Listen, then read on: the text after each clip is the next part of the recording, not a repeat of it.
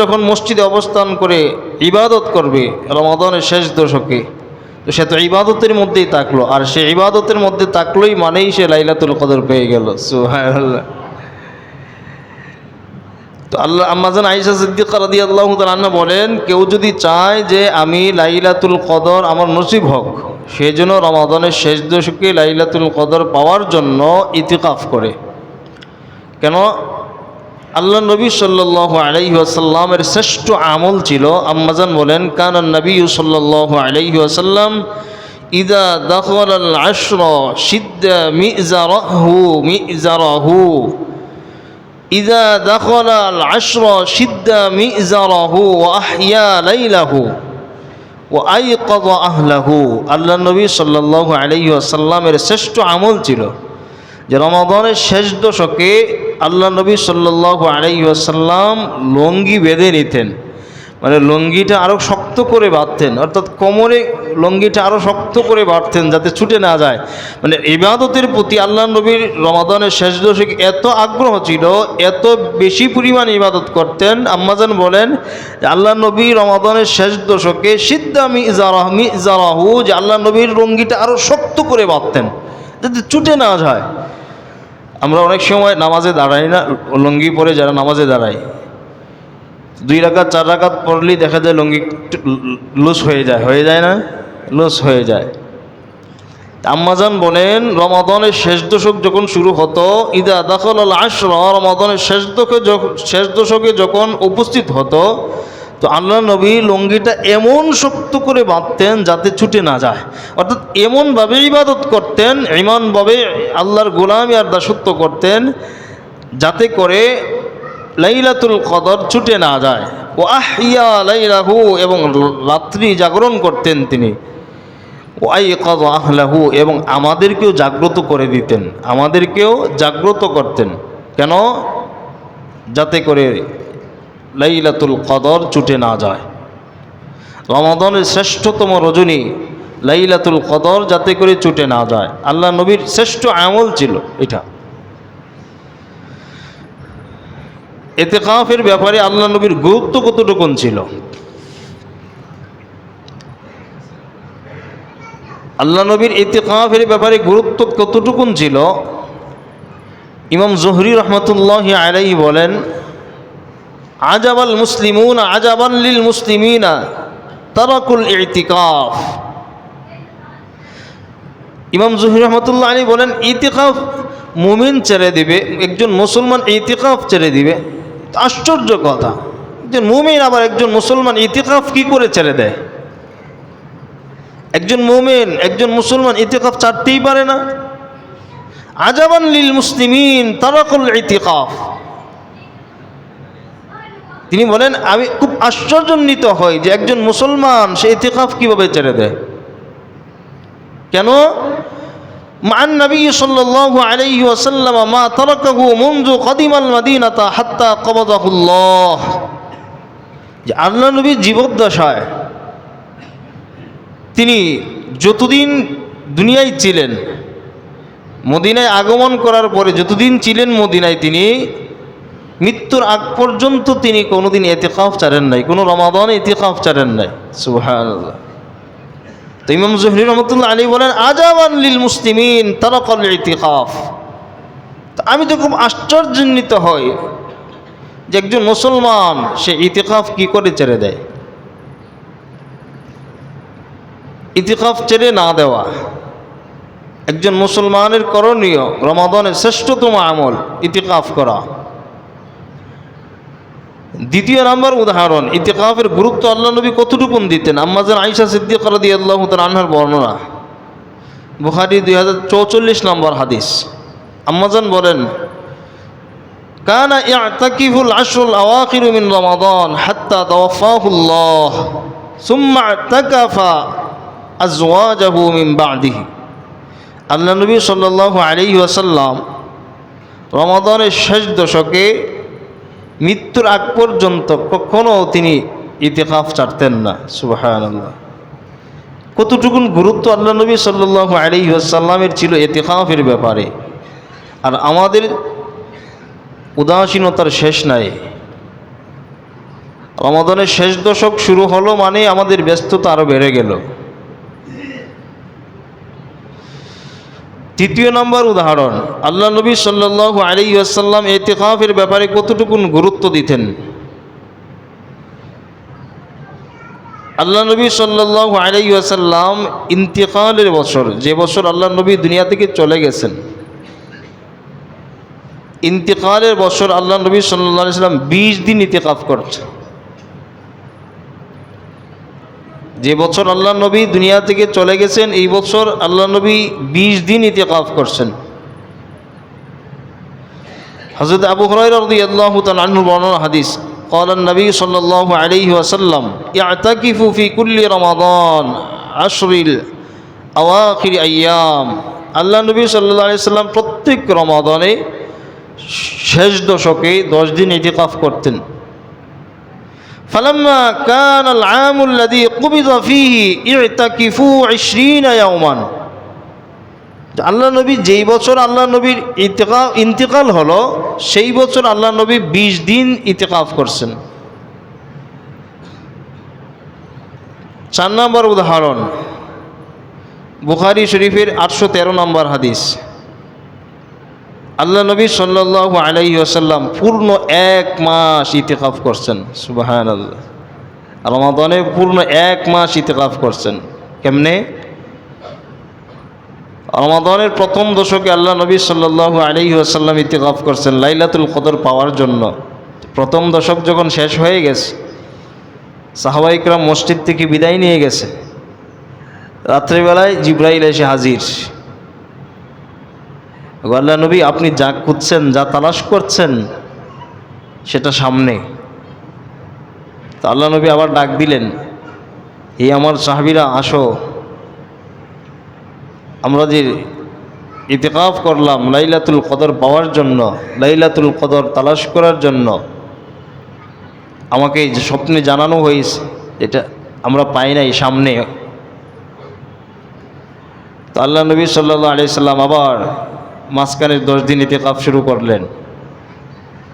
প্রথম দশক চলে গেল, মাঝখানে 10 দিন ইতিকাফ করলেন মসজিদে, শেষ হয়ে গেল। সাহাবায়ে কেরাম চলে গেলেন। 20তম রজনীতে আল্লাহ নবীকে আবার স্বপ্নে দেখানো হলো। জিবরাইল আল্লাহ নবীর কাছে আসছেন, এসে বললেন, ওগো আল্লাহ নবী আপনি যা তালাশ করছেন সেটা সামনে, আপনি যা তালাশ করছেন সামনে। আল্লাহ নবী বুঝতে পারলেন যে ইতিকাফ তিনি 20 দিন করলেন, তো লাইলাতুল কদর সামনে রয়ে গেল। আল্লাহ নবী বলেন, আমাকে এমন একটা অবস্থা আমাকে দেখানো হয়েছে যে আমি সালাত আদায় করছি, লাইলাতুল কদর হয়ে গেল, সালাত আদায় করলাম, আকাশটা মেঘাচ্ছন্ন ছিল, আমি জমিনে সিজদা করলাম, আমার কপালে হালকা খাদা লেগে গেল। এই অবস্থাটা এমন ছিল, তবে আমার তারিখটা সঠিকটা আমার খেয়াল নাই, আমাকে ভুলিয়ে দেওয়া হলো। আল্লাহ নবী বলেন লাইলাতুল কদরের ব্যাপারে সময়টা তারিখটা আমাকে ভুলিয়ে দেওয়া হলো, তবে আমার এতটুকুন স্মরণ আছে যে আমি স্বপ্নে দেখলাম যে আমার কপালে হালকা কাদা লেগেছিল এবং আকাশটা মেঘাচ্ছন্ন ছিল, লাইলাতুল কদর সেই সময়টাই ছিল। সুবহানাল্লাহ। তো সাহাবায়ে কেরাম বললেন, আল্লাহ নবী 20তম রজনীতে যখন এই স্বপ্ন দেখছেন তো আল্লাহ নবী দাঁড়াইলেন এবং সমস্ত সাহাবায়ে কেরামদেরকে ডাক দিলেন। ডাক দিয়ে আল্লাহ নবী খুতবা দেওয়া শুরু করলেন, ভাষণ দেওয়া শুরু করলেন। এই অবস্থাটা সাহাবায়ে কেরামদের সামনে বয়ান করলেন।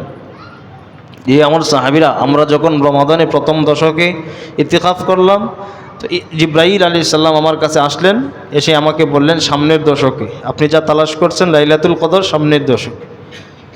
আমরা যখন মাঝখানের 10 দিন ইতিকাফ করলাম, শেষ করলাম, আজকের রজনীতে জিবরাইল আমার কাছে এসে বলতেছে আপনি যা তালাশ করছেন সামনের দশকে, অর্থাৎ শেষ দশকে। তো সাহাবায়ে কেরামদেরকে উদ্দেশ্য করে আল্লাহ নবী বললেন, যারা আল্লাহ এবং রাসূলকে ভালোবাসে তারা যেন আমি নবীর সঙ্গে ইতিকাফ করে। তো সাহাবায়ে কেরাম আর বাসায় যাওয়ার সুযোগ নাই, আবার ইতিকাফ শুরু হয়ে গেল। তো প্রথম দশক গেল, মাঝখানের দশক গেল, শেষ দশকে আবার ইতিকাফ করলো। তো ইতিকাফ করে শেষ দশক শেষ হলো। তো ইতিকাফ কয়দিন হলো? 30 দিন। ইতিকাফ কতদিন? 30 দিন। আল্লাহ নবী সাল্লাল্লাহু আলাইহি ওয়াসাল্লাম তার জীবদ্দশায় 30 দিন ইতিকাফ করছেন। কেন? যে উম্মতকে বোঝানোর জন্য যে লাইলাতুল কদর এমন একটা রজনী, লাইলাতুল কদরের এত গুরুত্ব আর এত ফজিলত, কোনো মানুষ তার জীবনে একবার যদি তার নসিব হয়ে যায় লাইলাতুল কদর, তাহলে হাজারো বছরের চাইতেও বেশি পরিমাণে নফল ইবাদত বন্দেগী করলে যেই পরিমাণ সব হতো, এক রজনীতে ইবাদত করলে তার চাইতেও বেশি পরিমাণে সব হবে। সুবহানাল্লাহ।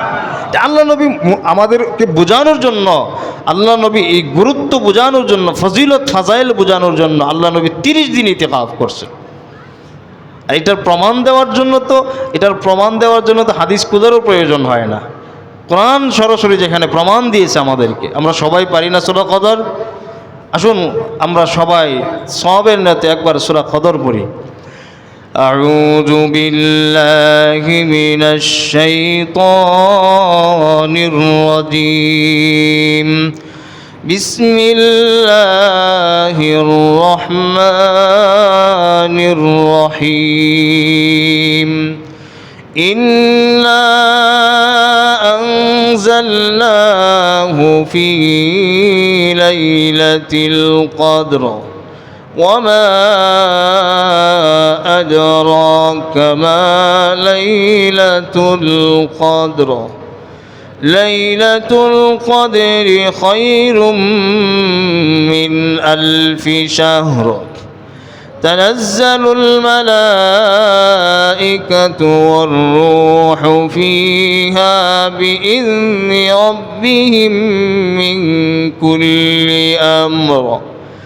সালামুন হিয়া হাত্তা মাতলাইল ফাজর।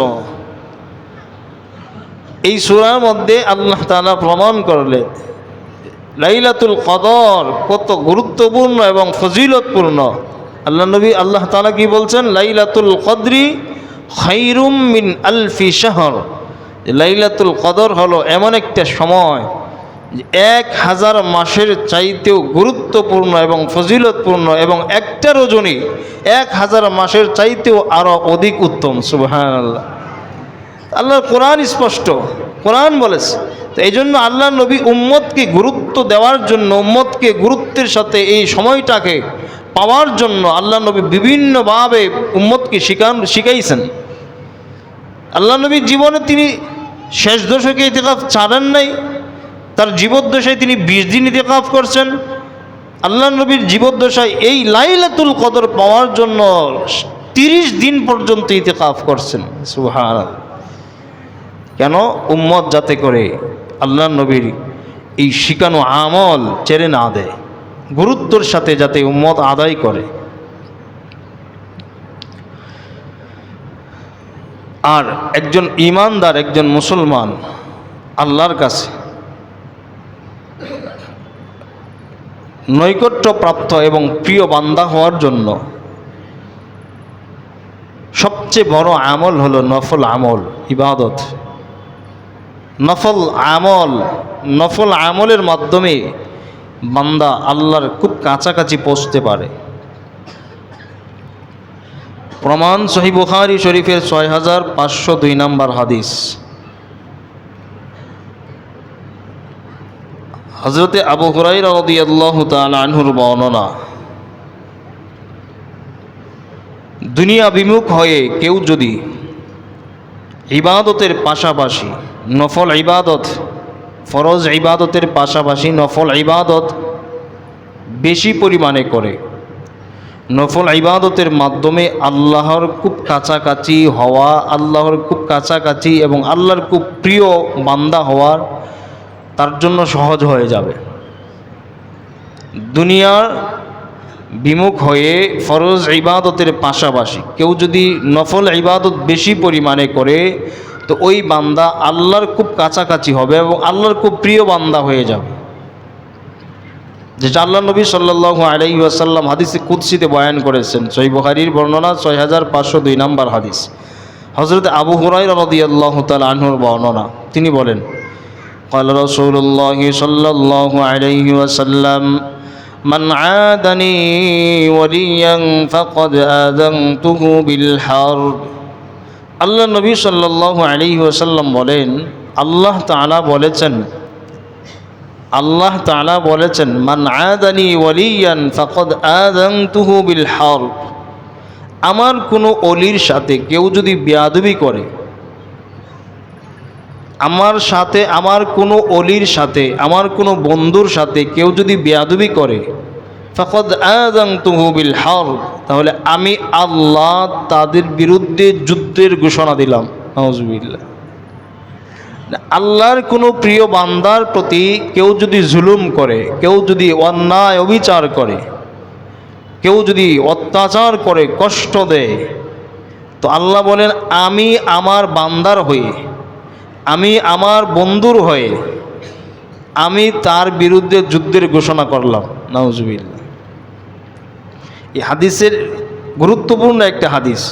এরপরে আল্লাহ নবী বলেন ওয়ামা তাকাররাবা ইলাইয়া আবদি বিশাইইন আহাব্বু ইলাইয়া মিম্মা ইফতারাদাহু আলাইহি ওয়ামা ইয়াজালু আবদি ইয়াতাকাররাবু ইলাইহি বিন নওয়াফিল। একজন ঈমানদার, একজন মুমিন ফরজ ইবাদতের মাধ্যমে আল্লাহর নৈকট্যপ্রাপ্ত বান্দা হওয়া তার জন্য কখনো সম্ভব না। ফরজ ইবাদতের মাধ্যমে আল্লাহর প্রিয় বান্দা হবে, আল্লাহর নৈকট্য অর্জন করবে ফরজ ইবাদতের মাধ্যমে শুধুমাত্র, কশ্চিমকালেও সম্ভব নয়। কথাটা খুব কঠিন কথা বলছেন।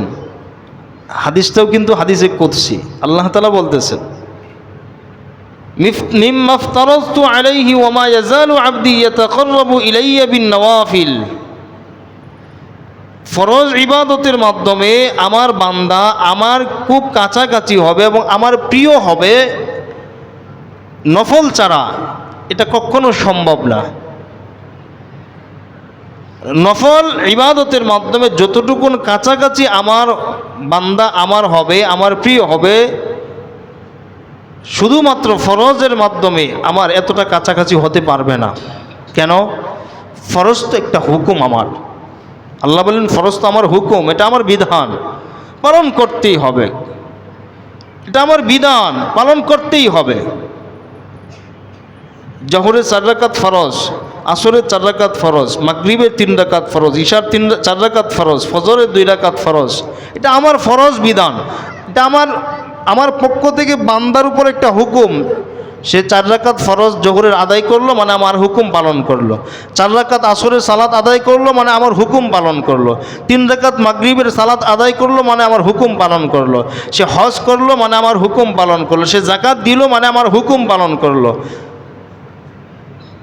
এবার আমার হুকুম পালন করার পরে বান্দা যদি 2 রাকাত নফল পড়ে, তো সে অতিরিক্ত 2 রাকাত নফল পড়ে সে আমার কাছাকাছি পৌঁছে গেল।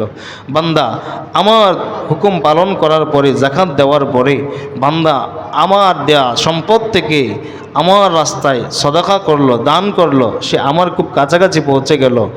আমার বান্দা আমার দেওয়া হায়াত থেকে সে একটু সময় আমাকে দিল, সুন্নাতুল ইতিকাফ রমাদানের শেষ দশকে আদায় করলো, সে আমার খুব কাছাকাছি পৌঁছে গেল। আর কতটুকুন কাছাকাছি পৌঁছে বান্দার, আমি কতটুকুন বান্দার কাছাকাছি পৌঁছি? আল্লাহ বলেন ফাইদা আহবাবতুহু কুনতু সামিআহুল্লাযী ইয়াসমাউ বিহি। আরে পৃথিবীর মানুষ, আমার বান্দা যারা আমি তাদের কতটুকুন কাছাকাছি হই এবং তারা আমার কতটুকুন প্রিয় হয়, আমার বান্দা যারা আমি তাদের কান হয়ে যাই। সুবহানাল্লাহ। আল্লাহ বলেন আমার বান্দা যারা আমি তাদের কান হয়ে যাই। ওয়া বাসারাহুল্লাযী ইউবসিরু বিহি, আমার বান্দা যারা আমি তাদের চোখ হয়ে যাই। সুবহানাল্লাহ। বুঝতে পারেন নাই মনে হয়, আওয়াজে বলা হচ্ছে সুবহানাল্লাহ, আওয়াজে মনে হচ্ছে বুঝতে পারেন নাই। আর সুবহানাল্লাহ বললে কি লস আছে? একবার বলবেন সুবহানাল্লাহ, বিনিময় কতবার পাবেন? রমাদান ছাড়া 10 বার, রমাদান একের বিনিময়ে 10।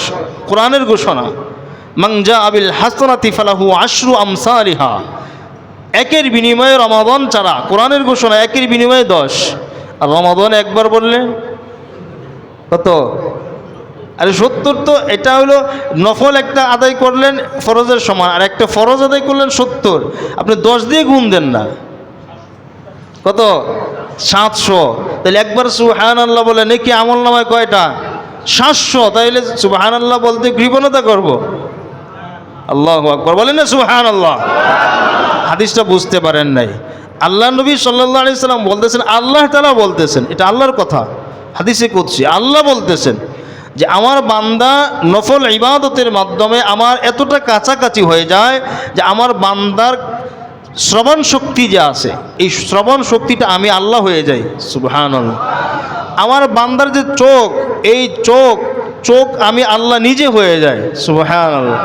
আরে দেখেন না, এই জমিনে কিছু কিছু আল্লাহর এমন গোলাম আছে, আল্লাহর এমন কিছু গোলাম আছে যারা বসলে মনে হয় যে দুনিয়া সব কিছু তাদের মধ্যে চলে আসছে। মানে এমন বুজুর্গ আর ইমান আবেদ আছে এই জমিনের মধ্যে, এমনও আবেদ আছে, অসংখ্য এমন আবেদ আছে, আল্লাহ তাআলার এমন গোলাম আছে, জবান বের হলে সাথে সাথে কাজে লেগে যায়, দোয়া করলে সাথে সাথে কাজে লেগে যায়। কারণ কি? তো আল্লাহ বলেন আমি আমার বান্দার এতটা কাছে হয়ে যায় যখন বান্দা নফল ইবাদত করে, সামিআহুল্লাযী ইয়াসমাউ বিহি, আমি আমার বান্দার কান হয়ে যায়, ওয়া বাসারাহুল্লাযী ইউবসিরু বিহি, আমি আমার বান্দার চক্ষু হয়ে যায়, ওয়াদাহুল্লাযী ইয়াবতিশু ইয়াদাহু ওয়াদাহুল্লাতী, আমি আমার বান্দার হাত হয়ে যাই। সুবহানাল্লাহ। আল্লাহ বলেন যে হাত দিয়ে বান্দা ধরে সেই হাত আমি আল্লাহ হয়ে যাই। ওয়ারিজলাহুল্লাযী ইউমশি বিহা, যে পা দিয়ে আমার বান্দা চলে জমিনের মধ্যে, ওয়ুমশি বিহা, যে পা দিয়ে আমার বান্দা জমিনে চলে, এই পা আমি আল্লাহ হয়ে যাই। সুবহানাল্লাহ। অর্থাৎ বান্দার প্রতিটা অঙ্গ প্রত্যঙ্গ, বান্দা যা চায়, বান্দা যা পায়, বান্দা যা বলে, বান্দা যা কিছু করে, সব কিছু আমি আল্লাহ করি। সুবহানাল্লাহ। আল্লাহ বলেন ওয়া ইন সাআলানি লা উ'তিয়ান্নাহু ওয়া লা ইন আস্তাআযানি লা উ'আযিয়ান্নাহু ওয়া মা তারাদাতু আন শাইইহি আনা আফিয়াহু তারাদাতহু আন নাফসিল মাউতি মান ইয়াকরাহুল মাউত ওয়া আনা কারিহা মাসআলাতুহু। আল্লাহ তাআলা বলেন বান্দা যা কিছু চায়, যা বলে, যা করে, বান্দার মনের মধ্যে যা তামান্না আসে, বান্দার মনের মধ্যে যা আকর্ষণ আসে, বান্দার যা চাউনি, সব কিছু আমি আল্লাহর চাওয়া হয়ে যায়। সুবহানাল্লাহ। তবে আমি আল্লাহ, আমার বান্দা চাই দুনিয়ায় বেঁচে থাকতে, এটা আমার বান্দা পছন্দ করে, বান্দা আমার কাছে আসতে চায় না, বান্দা মৃত্যুটাকে পছন্দ করে না। আর আমি আল্লাহ ওয়া আনা আকরাহু মাসআতাহু, আমি আল্লাহ আমার বান্দাকে আমার খুব কাছাকাছি নিয়ে আসতে আমি আল্লাহ পছন্দ করি। সুবহানাল্লাহ। মানে আমার বান্দা মৃত্যুকে পছন্দ করে না, সে দুনিয়ায় থাকতে চায়, সে মৃত্যুবরণ করবে না, থাকতেই চায় দুনিয়ায়, কিন্তু আমি আল্লাহ চাই না বান্দা তোমার দুনিয়ায় থাকার দরকার নাই, তুমি আমার কাছে আসো, তুমি আমার কাছে আসো, তোমার জন্য তো পুরস্কার রেডি, তোমার জন্য আমার ফিরিস্তারা সংবর্ধনা দেওয়ার জন্য প্রস্তুত, তুমি আসবা, তোমাকে সংবর্ধনা দিয়ে জান্নাতুন নাঈমে তুমি আসবা, আর তোমাকে সংবর্ধনা দিয়ে আমার ফিরিস্তারা জান্নাতুল মাকাম, জান্নাতুল আদনে তোমাকে প্রবেশ করার জন্য, জান্নাতুল রায়্যান তোমাকে প্রবেশ করার জন্য, তোমাকে ঢোকানোর জন্য আমার ফিরিস্তারা উপস্থিত প্রস্তুত হয়ে আছে। তুমি আসো বান্দা, আমি তোমাকে জান্নাতে আমার বিশেষ মেহমানদারির ব্যবস্থা করে রাখলাম। সুবহানাল্লাহ। আল্লাহ চাই বান্দা তুমি আমার কাছে আসো, আর বান্দা চাই দুনিয়ায় থাকতে, বান্দা চাই শয়তানের কাছে থাকতে। মানে দুনিয়াতে আমাদের মৃত্যুটা এমনভাবে ভুলে গেছি, মানে দুনিয়া আমাদেরকে এমনভাবে গ্রাস করছে যে বান্দা আমরা আমাদের চাওয়াকে পূরণ করছি, আমরা আমাদের চাওয়াকে, আমরা আমাদের মনের যে খাহেসাত, এই খাহেসাত পূরণ করার জন্য দুনিয়াতে আমরা আমাদের সময় নষ্ট করছি। অথচ আল্লাহর চাওয়া ছিল দুনিয়া ছেড়ে দেওয়া। আল্লাহর চাওয়া কি? দুনিয়া ছেড়ে দেওয়া। আচ্ছা, আমরা এই যে সিয়াম পালন করলাম, এটা আমাদের জন্য? এই যে সিয়াম রাখলাম, রোজা রাখলাম, আমাদের জন্য? আমাদের জন্য না। কাকে সন্তুষ্ট করার জন্য? আল্লাহর জন্য। তো আল্লাহর চাওয়া, এটা আল্লাহর চাওয়া যে বান্দা আমার জন্য একটা মাস সময় সে না খেয়ে থাকে, সে সিয়াম পালন করবে, একটা মাস সময় আমাকে দিবে। এটা আল্লাহর চাওয়া। আল্লাহর চাওয়া হলো, আল্লাহ বলেন আমি চাই, আমার পছন্দ হলো বান্দা আমার কাছে চলে আসবে, সে দুনিয়া থেকে চলে আসবে, আর আমার বান্দা চাই দুনিয়ায় থাকতে। তো দুনিয়া দুনিয়া দুনিয়া করতে করতে আমার বান্দার জীবন শেষ করছে। তো বান্দার পছন্দটাকে আমার পছন্দকে প্রাধান্য না দিয়ে বান্দার পছন্দকে যখন মানুষ প্রাধান্য দেয়, তার নিজের পছন্দটাকে যখন প্রাধান্য দেয়, ওই মানুষটাই গুমরাহ হয়ে, ওই মানুষটাই জাহান্নামী হয়ে যায়। নাউজুবিল্লাহ। তাহলে আল্লাহর পছন্দ, আল্লাহর যা চাওয়া পাওয়া, সেটাকে আপনাকে আমাদেরকে প্রাধান্য দিতে হবে। এজন্য রমাদানের শেষ দশক অত্যন্ত গুরুত্বপূর্ণ সময় সামনে আমাদের আসছে। এই সময়টাকে কাজে লাগানোর জন্য আল্লাহ নবী সাল্লাল্লাহু আলাইহি ওয়াসাল্লামের শিখানো পদ্ধতিতে, শিখানো ভাষায় ইতিকাফে আমরা সময় দিব ইনশাআল্লাহ। রমাদানের শেষ দশকে আমরা ইতিকাফ করব ইনশাআল্লাহ। আল্লাহ তাআলা যেন আমাদের সকলকে এই রমাদানের শেষ দশকে লাইলাতুল কদর পাওয়ার জন্য, আল্লাহ নবী 30 দিন ইতিকাফ করেছেন, আমরা অন্তত 10 দিন সময় যাতে করে লাইলাতুল কদর নসিব হয়, এই সময়টা আমরা বের করতে পারবো না ইনশাআল্লাহ? ইনশাআল্লাহ 10 দিন শেষ দশকে, রমাদানের শেষ দশকে 10 দিন আমরা বেশি বেশি মার্কেটে যাব, কারণ বেশি সময়, এই সময়টা খুব মার্কেটে জমে, মার্কেটে না গেলে তো মার্কেট হয় না। আল্লাহর চাওয়া হলো বান্দা রমাদানের শেষ দশকে আমাকে সময় দিবে, আর আমাদের চাওয়া হলো রমজানের শেষ দশকে মার্কেটে সময় দেব, কারণ ব্যবসাটাও চাঙ্গা হবে। যে যেমন করবে ফলাফল তেমন পাবে, সমস্যা নাই। তো আল্লাহর চাওয়াকে আমরা প্রাধান্য দেওয়ার চেষ্টা করবো ইনশাআল্লাহ। আল্লাহ তাআলা আমাদের সকলকেই যে কথাগুলো বললাম আমলের নিয়তে আল্লাহ তাআলা আমাদেরকে আমল করার তৌফিক দান করুন, সকলে বলে আমিন। যারা সুন্নত পড়েনি কবুল জুমাত সুন্নত পড়েনি।